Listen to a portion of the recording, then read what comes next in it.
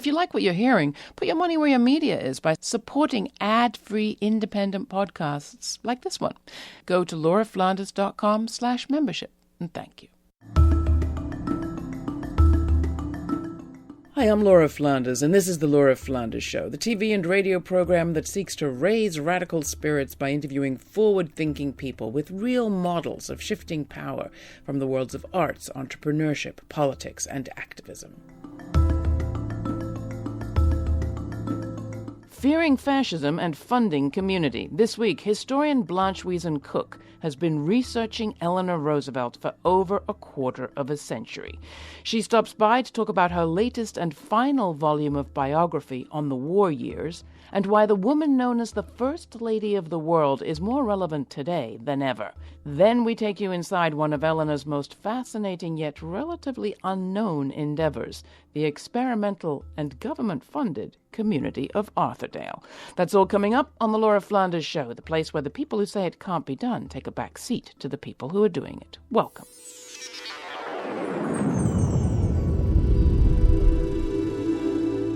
In 1940, Eleanor Roosevelt meditated on democracy. Quote, "While the ideal persists, if we are honest with ourselves," she wrote, "we will acknowledge that we have not carried it out. We still have slavery in different forms among different groups, and we have yet to accept the brotherhood of man as a basic truth. The melting pot of the world," she said, "we face almost an entire continent of vast resources. But we've allowed a situation to arise where many people are debased by poverty or the accident of race in their own country and have no stake in democracy, while others appeal to this old rule of the sacredness of property rights to retain in the hands of a limited number the fruits of the labor of many. Some of us have too much of this world's goods," she wrote, "and we are thereby separated too widely from each other." I was reading those words in Blanche Cook's mammoth biography of Eleanor Roosevelt, just as Oxfam was reporting earlier this year that the richest 1% of the world's population had snagged 82% of all the wealth produced in 2017, while the poorest 3.7 billion got none. I was still reading while I was hearing about raids on immigrants' homes and fathers seized at their kids' schools in January in New Jersey. At any time, but especially in this context, it was hard not to be struck by Blanche Cook's descriptions of Eleanor Roosevelt's torment over Red Scares, the rise of a racist right, isolationism, and the way her country turned its back for so long on refugees in the war years. You'll know then why I have asked Blanche Wiesen Cook, author of 3 volumes of biography of Eleanor Roosevelt, back on this program. The War Years and After. That 3rd volume was one of the New York Times' notable books of 2016. Cook is Distinguished Professor of History and Women's Studies at John Jay College of Criminal Justice and the Graduate Center of the City University of New York, where we are as we speak. Blanche, welcome back to the program. Oh, Laura, it is so great to be with you. And you're reading from The Moral Basis of Democracy, that most important book that she wrote in 1940 is so important now, with 65 million refugees seeking haven around the world. And here we are in this moment of fascism having to deal with the history and the present of this horrible situation. Well, that's why I started the way that I did. I mean, honestly, there's infinite value in reading this book at any time, but this 3rd volume about the war years and after and the lead up to the U.S. engagement in World War II is just chilling, and particularly to read it in the context of what's happening now. What stands out in your mind about what we need to know? I was struck, for one thing, about the origins of the phrase America First and where that came from. Well, not only America First, but FDR, the juggler, who always said he never let his right hand know what his left hand was doing, so that he had to deal with a vicious Congress dominated by what we used to call Dixiecrats, Southern Democrats, who wanted absolutely nothing to do with racial justice and who wanted nothing to do with Europe's war, which wasn't our war, who were isolationists, Republican isolationists, and Democrat Dixiecrats. And, I mean, the good news is we didn't turn Nazi at the time. And there was a tremendous right-wing fascist movement in this country. And the Smith Act, which FDR signs, which condemns communism and un-Americans, whatever that means, un-Americans, anybody who dissented. Kind of unleashed Red Scares, Red right? Scares hearings all in Congress. over. Not only Red Scares, but raids on people's homes and villages. And Eleanor Roosevelt was appalled. 1940, also, the Smith Act.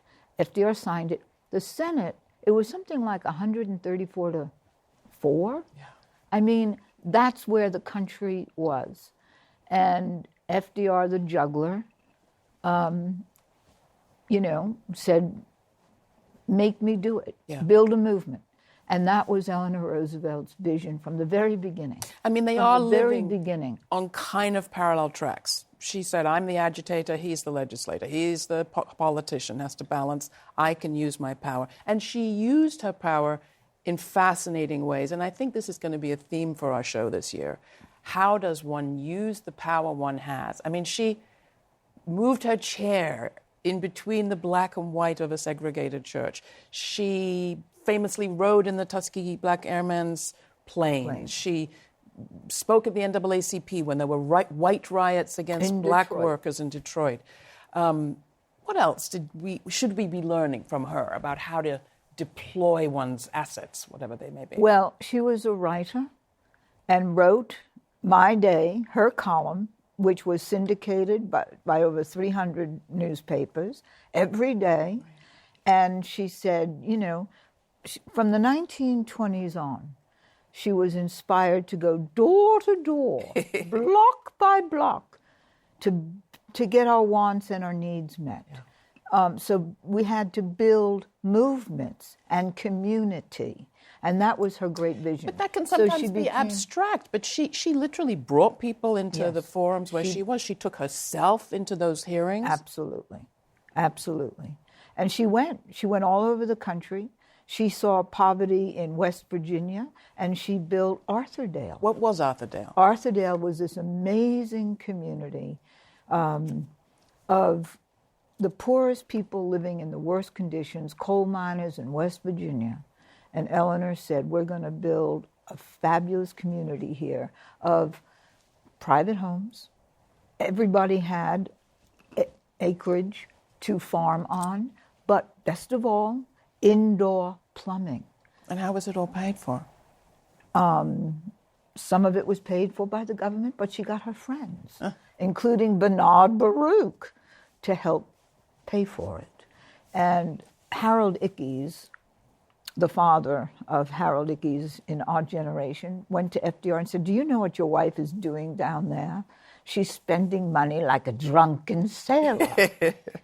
And she's built hot and cold running water at a time, and flush toilets at a time when 85% of rural America did not have these things. And Eleanor Roosevelt said, well, it's time for everybody to have these things. Now that was her great vision. And presumably she wanted that to be a model. She wanted it to be a model, absolutely. You're listening to The Laura Flanders Show. I'm Laura. Glad to have you. My guest, Blanche Wiesen Cook, is the author of a 3-volume biography of Eleanor Roosevelt. From movement building to building new mechanisms for protecting human rights, like the United Nations, Roosevelt used her powers as First Lady to tackle what she believed was the critical divide between the haves and the have-nots. What would Eleanor Roosevelt have made of these times of divide? Cook has a quick response. I, Superman, used to think that I was a nuisance. Another cautionary tale on a news clip. Useless, no future. They try and put my dreams inside a nooses, but I, Superman, my destiny is higher than any trouble waters that I am in. Cause God pulled the strings like violins. I have been down in the dirt, was lying in. Gotta get back up, brush it off, then try again. Flying inside of my purpose. With these melodies, I inspire like choirs and churches. While we divided like curtains, we gotta come together. Under any weather, I am... That was Superman by violinist Richmond Punch, featuring Christian Lace and Tomea Coleman from Richmond's album Finally. You can listen to this podcast weekly on community radio stations across the country over the Pacifica Radio Network, and watch this as a TV show via CUNY TV, Link TV, and Free Speech TV. Or go to lauraflanders.org or .com, either one, where you can subscribe. While you're there, become a sustaining member for as little as $2 a month and avail yourself of all sorts of extra members-only content. Coming up later today, an excerpt of a short documentary on Arthurdale, West Virginia, the experimental community championed and more or less built by Eleanor Roosevelt in the years after the Great Depression. It's March. We're kicking off Women's History Month talking about Eleanor Roosevelt. The United Nations theme for this year's National Women's Day is Time is Now, Rural and Urban Activists Transforming Women's Lives.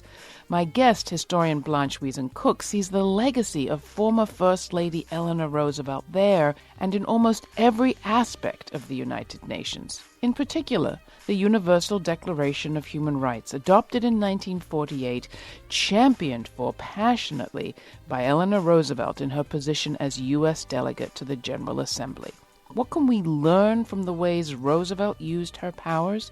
Here's more from Cook. So it's sort of a horrifying question to ask what she would make of these times. Oh, she would be an agitator and an activist, as we were in the 60s. Right, we had a show. We had a show in the 80s, Blanche, yes. Please. Okay, before that, there was a show called Activists and Agitators on WBAI, and then we had our show. Yes. Right, together, a long time ago. Long time ago.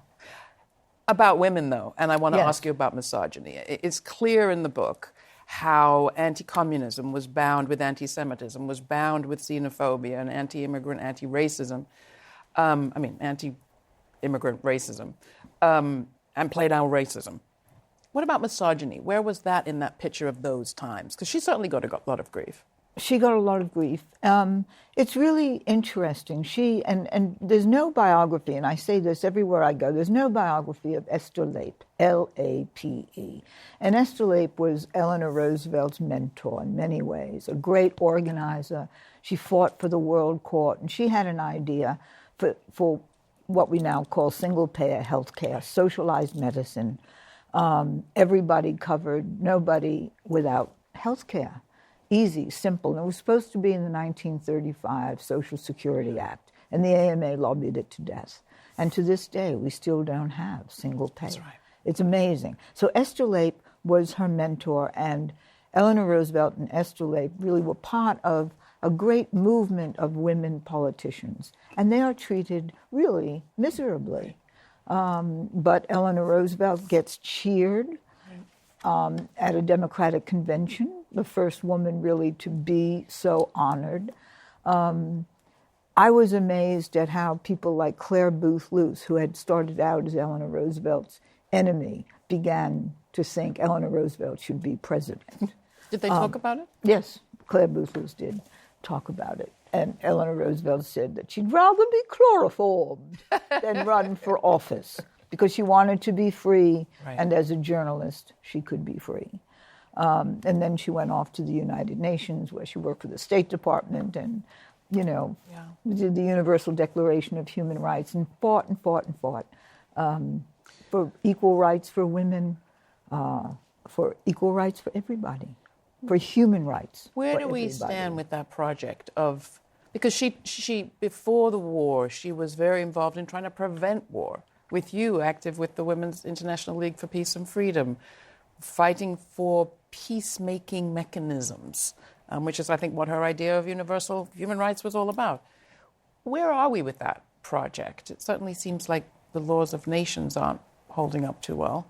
Are there international, global structures? Well, Women's today? International League for Peace and Freedom celebrated the 100th anniversary in 2015, and Claire and I went off to Geneva to celebrate.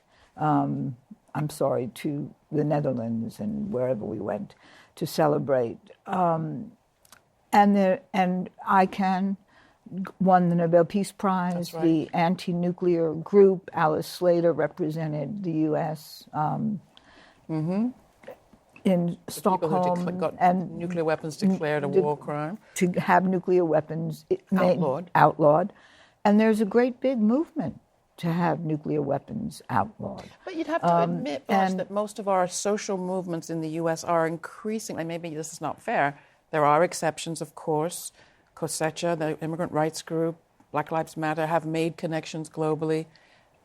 But I feel like there's less focus on the global and on questions of peace and militarism than there were, well, when we were doing that radio show together in the 1980s. Right. I think one of the shocking things going on in the world is how many wars are going on in the world. Civil wars and massacres. And the peace movement just doesn't have the power and strength that, of course, we need. We have to stop killing each other. But is it not maybe that we don't understand the connections in the way that Eleanor explained them? Well, I think there's still the military-industrial complex that Eisenhower warned us about, the greed. Eleanor uses, in the moral basis of democracy, she uses the word greed. Right. We are not going to have peace until we have economic justice. Yeah. She says that. We're not going to have peace until people are fully educated, until everybody is educated so they can understand what is going on. And then when we have everybody, and I think the war against public education is also part of this. I think we're in a very frightening proto-fascist moment where public education is being cut all over, public schools are being closed all over the country, and we don't know what's going on. And the military-industrial complex, the greed heads are totally in power. It's a frightening moment. Eleanor, I love, even in that little phrase that I quoted at the top, talks about the problem with this inequality is that it separates people. That's right. Her commitment to, her belief that if we could just bring people together, right, to meet each other, to have a meal together. Right. And she became a very big supporter and fan of Wendell Willkie. So talk about that. Okay, Wendell Willkie runs against FDR in 1940, and they become friends. And it's Wendell Willkie who brings up the question of race. We have to desegregate this country. How can we fight fascism if we are bigots here? We have to desegregate the military. He says it publicly, vigorously. Eleanor Roosevelt's been saying it for years. Right. And then FDR sends him on a round-the-world tour where he has, this is 1943, where he has an epiphany. Everything that happens everywhere affects everybody everywhere. Yeah. We are all connected. We are one world. And that has been, again, something Eleanor Roosevelt has been saying this for decades. That's right. We are all connected. We are one world. And then she goes to the UN, and that effort that she really thinks the United Nations will bring us peace, the Universal Declaration of Human Rights will bring us justice and peace, and she fights for it to the end of her life. So you've dedicated a quarter of your life to these beautiful books, 3 volumes. You're done? I'm done. At this point, looking at all this, yeah, where are we? I mean, on the sort of arc of history, I feel like it's been tilting towards justice for sure, legal desegregation, etc. But it feels like we're at a bump. We've got to do it again. There are things we've got to do again. We've got to go door to door, block by block. And we've got to be shoulder to shoulder, hearts open, fists high, in protest, in dissent, when horrible things happen. And we've got to march again, my darling. That is what we have to do. Eleanor Roosevelt was right. And she said, I always say never go anywhere without your gang, Fordham, Daggers, right, the Bronx. But Eleanor Roosevelt networks of people together. And, we have your show, we have Amy Goodman, Democracy Now!, we have the news, we have commondreams.org in Portside, and we need, we've got to get past the censorship, We've got to get past the ignorance. We have to fight for the unions. The unions make us strong. We have to fight for public education and teachers. Eleanor Roosevelt said, I can give you full employment and 100% literacy. How? 1 teacher, 5 students. Yeah. That will get us beyond the bump. We are losing a generation. Many of her generation who had their roots in the 30s are no longer with us. Harry Belafonte is a notable exception. There are exceptions, of course. And Harry Belafonte became her great friend. And she read that he couldn't get an apartment, and she called him up and said, well, you could come live with me. I have lots of room. And so he and Lena Horne bought a building on West End Avenue and said, no, we've figured it out. I think they made it a co-op. They made it a co-op, yes. But it's a wonderful story. Yeah. I was going to ask, we have your books, but how do we keep that connection alive, or do we need to? Are there new connections to different generations, to different eras that will keep the ideas alive? Well, I think we need to build and rebuild movements. So there is the Women's International League for Peace and Freedom. It has branches all over the country. There are new anti-nuke movements, new anti-radiation movements, Joe Mangiano, and people are really organizing, and we have to go with the organizing. And what are you doing next? I might do a memoir with Claire Cost, partner. Do it. A partner memoir. Yes. I love it. Blanche, thank you so much. Thank you, Laura. Thank you for your work and your support over the years.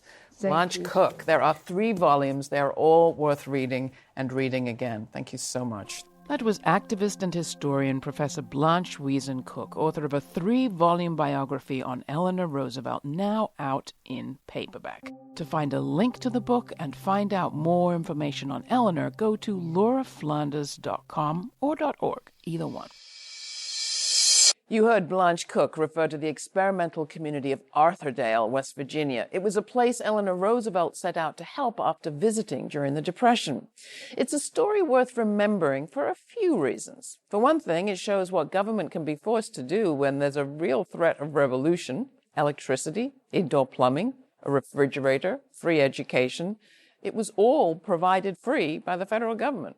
It's also a reminder that segregationists and private corporations will do almost anything to suppress alternatives, and ultimately how important it is that change come primarily from below, not above. To get a glimpse of what this model actually looked like, we found this old documentary by filmmaker Ross Watney. Thank you to West Virginia Public Broadcasting for letting us use this footage. Take a look. I was a coal miner. I worked up Scotts Run, lived up Scotts Run. Everything was down. In 1932, cutthroat competition in the coal industry, mine strikes, and the use of scab labor to break unions created fertile ground for Communist Party organizers. The problems in Scotts Run were larger than local agencies could handle. Then, in 1933, events in Washington would provide an answer to some of the families in Scotts Run. Both FDR and Eleanor believed the root cause of these slums was the laissez-faire, haphazard way in which industrial areas grew. To Eleanor, the solution seemed obvious. Eleanor's plan was to resettle hundreds of destitute miners from Scotts Run to the country, to a new subsistence farm-like community named Arthurdale. She also wanted the government to build a nearby factory to provide employment for the homesteaders. Over 600 families from the coal camps applied to live in Arthurdale. Social workers were sent to screen the applicants. While looking for prior farming experience and good physical and mental health, they also probed into marital relationships, as administration official Wendell Lund recalls. You could take only so many. There were some people who couldn't be considered.